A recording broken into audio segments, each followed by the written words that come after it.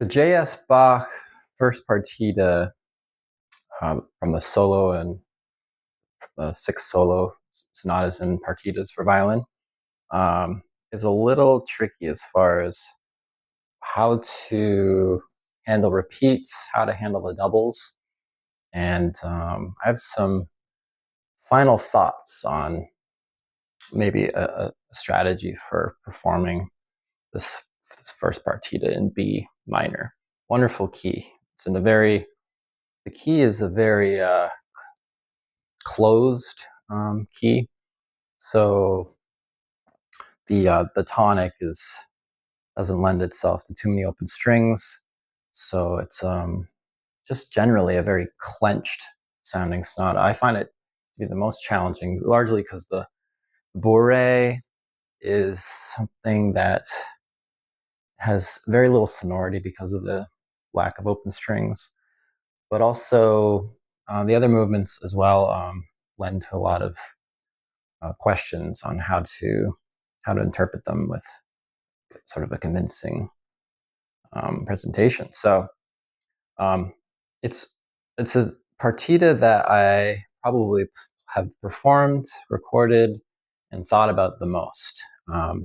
It's become my pet J.S. Bach work, and I was watching some interview with a wonderful pianist.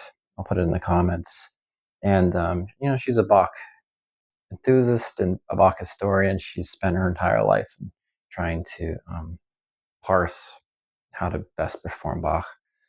And she made this comment in passing about the doubles in some of the keyboard works, how they were just um, written. Bach had written the doubles out as a way of uh, performing a repeated passage. So it was very clear to her in the pieces that she was tackling that the evidence was there. I mean, it wasn't even an issue. The evidence is there that Bach, instead of writing out a repeat sign for the first half and then the second half of each movement, he actually wrote out the equivalent of a double, meaning an elaborate. It's basically an embellishment on the original material. And you know what? I've heard nothing from Bach experts on this matter when it comes to the violin partita.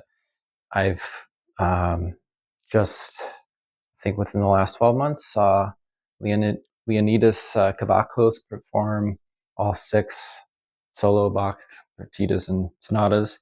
And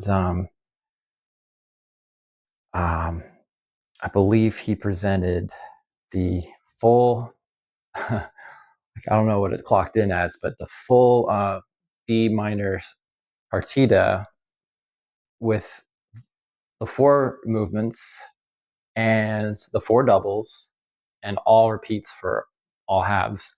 His approach to performing Kavakos' approach to interpreting the repeats was just to play them. And in the case of the B minor, it at this point I'd made up my mind what exactly the doubles were supposed to be, and it just seems so absurd to have like a half an hour partita run it, because it was that's what it clocks in to be. You have this wonderful allemande, wonderful sarabande, wonderful courante, and a tempo di bourrée, which is it's like a rustic folk French folk dance. It's a wonderful addition to the book of Bach. And with the repeats, that's one thing.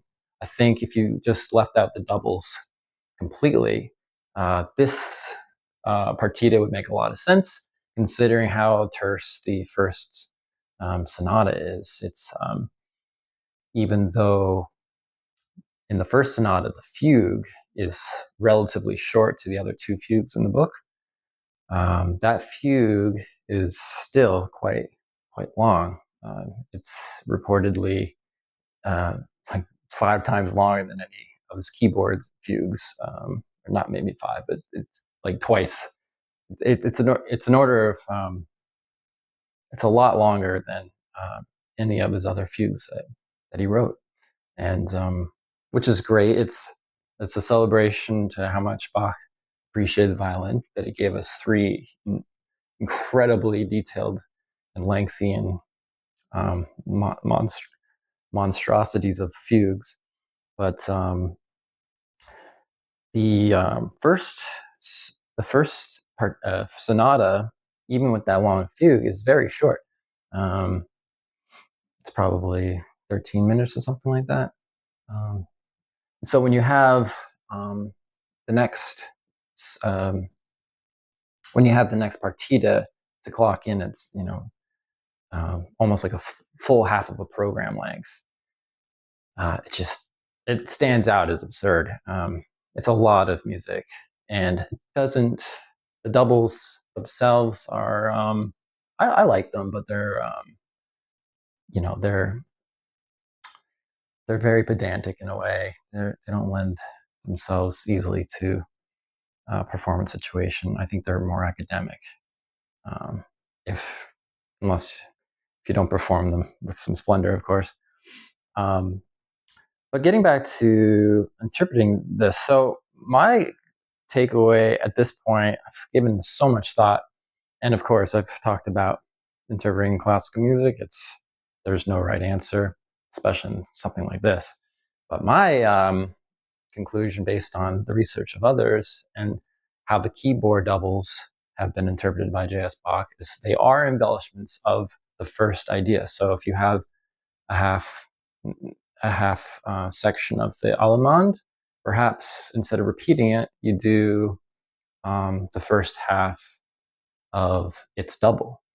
And even though the double has written out a repeats sign at the middle point and the end, it's probably just nomenclature at this point. It's not to be taken literally. It's perhaps only meant to just say, this is in spirit with the first movement, which also has repeats. So instead of playing the first section A of the Allemande, repeat section A, section B of the Allemande, repeat section B, and then the same thing for its double. Perhaps it's pleasing to mix it up and have the first. I mean, this is just a version of it, but basically treat the doubles and their corresponding movements as sort of mutually exclusive. They're not to be played in addition to each other. They're supposed to be incorporated with each other. So a version could be, for the Allemande, the first movement, could be play the first half of the Allemande, play the first half of its double, play the second half as a double, finish with the second half of the Allemande. There's only a few permutations of this, but you have, what yields is you'll have a very succinct partita instead of this 40-minute epic that's a little displeasing to listen to. And that goes in keeping as well as with what the doubles sort of suggest. I mean, you can play them with a pal, one person playing the Allemande, the other person playing the double, and they sync up perfectly, measure for measure. So the doubles are supposed to be something related to each of the corresponding movements. So yeah, that's just something to maybe think about when you present the first partita. Try to get creative. I think one of the stronger of the doubles is the Boré's double, and it would be interesting to see how that actually could be incorporated in an interesting way. That's like got a very strong ending. I think ending on the double in the case of the Boré, which is the final movement, makes a lot of sense, because I think it ends very strongly. Yeah, so just keep that in mind. Do some digging. I'll put in the description the pianist. She's I'm not a keyboard I'm not a keyboardist, but her name is infamous in the keyboard world. Shame on me for not remembering her name right now. But yeah, bumping into her analysis of one of um, Bach's suites, I believe, and then letting it slip in a way that's the written out double is just an embellishment on the original material, lends itself enormously to this partita. It could be really the solution to this partita that um, perhaps a lot of us have been looking for, because it's a little bit of a tough lift, this piece. This might actually make it more enjoyable for the player, the listener, and could be the most creative of the 6 solo violin sonatas and partitas, because it does lend itself to let you choose what mirror you're going to show for what part of which movement, which is pretty interesting. Yeah, pretty cool. Yeah, that's all I have to say about that. And yeah, hope you have a good day.